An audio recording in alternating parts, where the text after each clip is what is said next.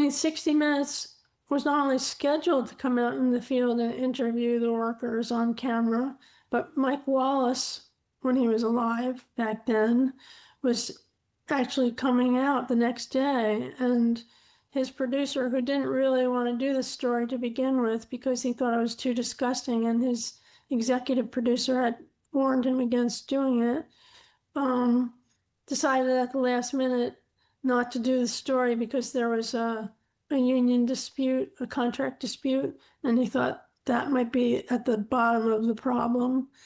And so they pulled the plug on that, and 2020 was going to do it, and Primetime Live was going to do it, and Dateline actually went out to Washington State to interview the workers who had been skinning cows completely.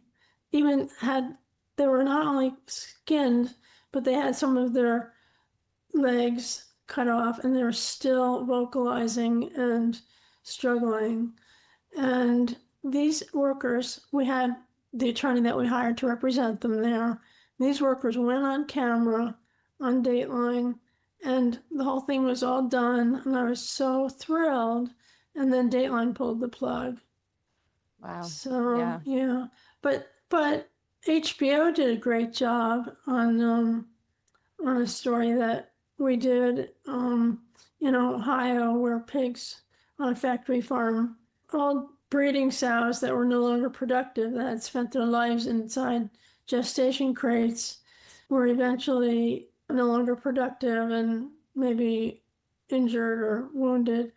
They would kick them out of the barn and hotshot them out of the barn and drag them out of the barn because they couldn't walk any longer, throw them over a 4-foot ledge onto a pile in the freezing cold of other sows, and have them watch as their fellow sows had a chain fastened around their neck.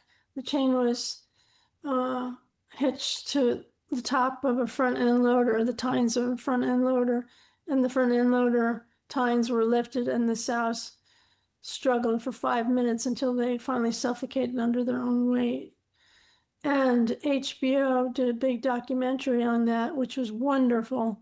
It was called Death on a Factory Farm.